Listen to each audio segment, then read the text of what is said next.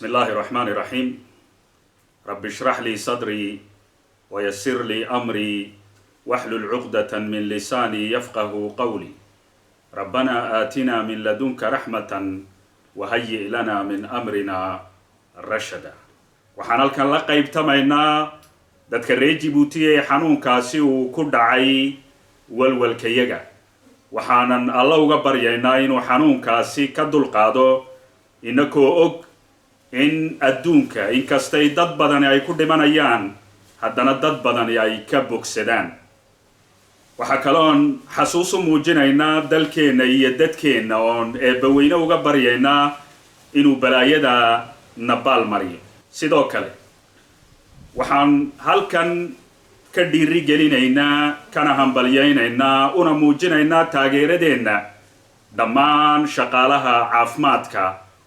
gaar ahaan inta ku hawlan xanuunkaas sidii looga hortegi lahaa loola tacaali lahaa loo daweyn lahaa dadkeena loogana hor joogsan lahaa faafitaankiisa waxaan halkan ka sheegaynaa ka cambaaraynaynaa ka ceebeynaynaa kuna tilmaamaynaa inay waxshinimo ay tahay in intii hooyo la qafaasho oo la qaato iyadii labadeedii carruur ahayd komisariyaaga lala tego culays la saaro laguna xajisto si xaq darraa iyadoo culayska la saarayay la sheegayo in hooyadaasi uu qabo sarkaal la sheegay inuu dalka ka baxay carruurtaasina la sheegay inuu sarkaalkaasi aabbo uu u yahay sarkaalkaasoo magaciisa lagu sheegay inuu yahay Fu'aad Yuusuf Cali waxaan ka codsanaynaa taliska ugu yeedhaynaana inuu waxshinimada iyo qurunka iyo ceebta uu ka noqdo uu ammaan siiyo ooridaas iyo carruurtaasoo runtii iyaku haba yaraatee wixii aabbahood uu sameeyey iyaka in loo raaco aanan ahayn arrintaasi waxayna xasuusinaysaa dalalka burburaya dariiqii loo marayay in taliskani uu u marayo waxaan isxasuusinaynaa in talisyada mucangaga iyo inta u adeegaysa haba yaraatee inayna hor joogsan karin haddii la waayo cadaalad haddii la waayo sinaan haddii la waayo ummadda in wixii ay u baahnayd loo fulin waayo waan aragnay in wadamo badan ay burbureen ilaahay waxaan ka baryaynaa inuu burburka ku dhacay wadamada qaarkood ee adduunka ay u horseedeen diktaateeradu ilaahay inuu naga badbaadiyo innagoo ku soo noqonaynaa kelmadeennii ama warbixinteennii ku saabsanayd xaaladda dalkeenna waxaan isxasuusinaynaa inaan ka hadalnay dhowrkii qodob waxyaabo ayaa ka soo ifbaxaya waxaan u joognaa inaan tilmaamno waxaan u joognaa inaan farta ku fiiqno waxaan u joognaa inaan ummadda ka qabanno cidda ku xadgudbaysa cidda ku tumanaysa cidda waxeega iyo xaqeega boobaysa ee dhacaysa iyadoo huwan talisnimada iyadoo huwan dowladnimada iyadoo huwan hay-adaha dowladda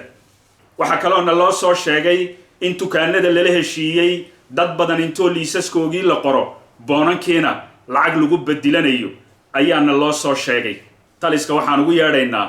madmadowga inuu ka foojignaado uu ka baxo tuugada inuu ka baxo waxaan la qarsanayo ee habeenka madow lala gurguuranayo inuu ka baxo waa in transparency iyo caddaan wax waliba ay u socdaan xalaal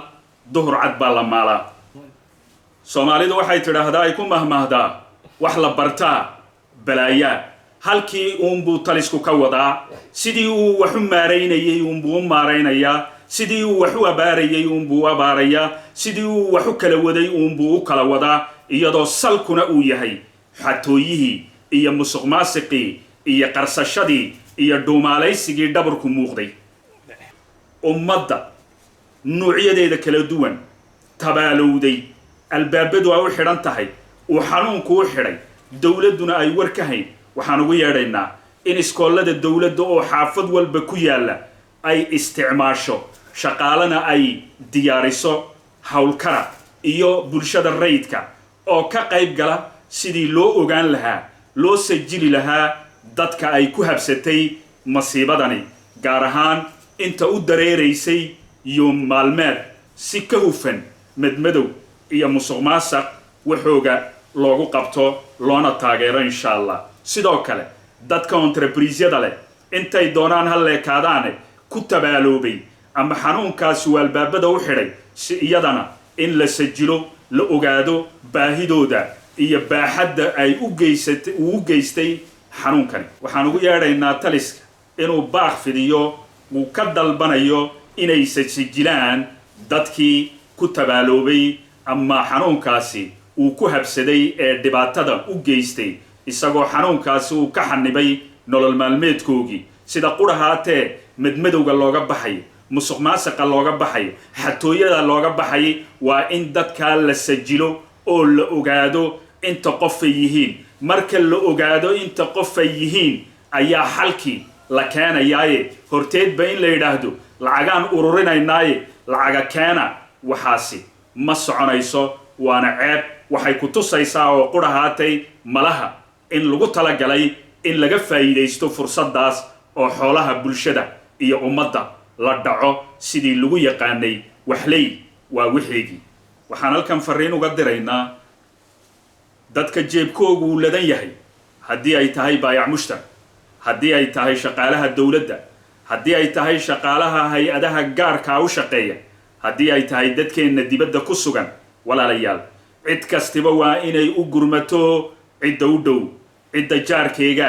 cidda asxaabteeda, cidda ay garanayso. waayo waxaan ognahay masiibada dalkeenna maanta haysatay. waxaa la og yahay in adduunka talisyadu marka ay maamul wanaag ay leeyihiin ay suuban yihiin waxa ay ku talagalaan oo meel ay dhigtaan lacago ay kaga hortegi karaan masiibooyinka ka dhaca waddamadooda. laakiin nasiib darraynaka dalkeenna cidna uma maqna ceella uma qodna. taas ayaa darteed ayaan niigu yeedhaynaa in cid kastiba cidda ay garab joogto, cidda ay jaarka la tahay, cidda ay asxaabta la tahay, cidda ay faamiga la tahay inay u gurmato, isgarab taagto, ka war hayso. xibid furuna haddii la haysto waa in la kala goosto inta aan ka baxayno insha Allah masiibadaas iyo xanuunkaas. iyadoo la og yahay in dadku ay guryaha fadhiyaan waxaa halkaa ka soo baxay in kharashaadkii guryuhu uu batay. kooraanka intii la cunayay lama cunayo, in ka badan baa la cunaa. waayo subax iyo galab iyo habeen guryaha la fadhiyaa. biyaha intii la cabayay ama la isticmaalayay in ka badan baa la isticmaalaa. telefoonka iyo internetka intii la isticmaalayay in ka badan baa la isticmaalaa. iyadoon ugu yeedhnay taliskii inuu waxaas faktiirada uu ummadda wax kala qabto, waxa qudhahaatuu sameeyey inuu wakhtigii la bixinayay uu dib u dhigo. waxaan ugu yeedhaynaa taliska inuu arrintaa fiiro gaara uu u yeesho oo faktiiradaas oo dallacmayo oo kor u dallacmayo. waayo dadku aqalada ayay fadhiyaan, kooraankii si siyaada ay u cunayaan, biyihii si siyaada ay u isticmaalayaan, internetkii iyo telefoonkiina si siyaada ayay u isticmaalayaan. arrintaa in laga dhaafo bishaas wixii faktiira ah ama laga naaquso ayaan taliska ugu yeedhaynaa. sidoo kale waxaan ugu yeedhaynaa taliska iyadoo xaalad culus lagu jiro, iyadoon ognahay lacagahaas la ururinayo in dibadda ka imanaysa iyo in gudaha laga ururinayaba. waxaan ugu yeedhaynaa fiiro gaara inay u yeeshaan shaqaalaha ku howlan dhakhtarrada iyo hawshaas xanuunkaas oo loogu talagalo iyaka iyo ciidamadaba shaqaynaya habeen iyo dharaarba prim exceptionnel. waa in loogu talagalo oo la ogaado oo loo diyaariyo lacagahaas in qayb laga siiyo shaqaalaha ku howlan xanuunka iyo ciidamada qaranka oo runtii habeen iyo dharaarba ku howlan sidii hawshaasi ay u garabgeli lahaayeen dadkeenna iyo dalkeenna. waxaan kusoo gabagabaynaynaa warbixinteeda oo dadkeenna aan ugu yeedhaynaa inay xanuunka ka foojignaadaan, iska ilaaliyaan, guryahana ku ekaadaan, saabuunta gamcaha lagu dhaqayana ay si joogtaa u ogaadaan, taabashada iyo isku dhawaashahana ay iska ilaaliyaan. waayo waa dawada qudhahaatee ilaa hadda la hayo in lagaga hortago xanuunkaas. ilaahay waxaan ka baryaynaa inuu balaayadaas nabaal mariyo balay baydh baan leenahay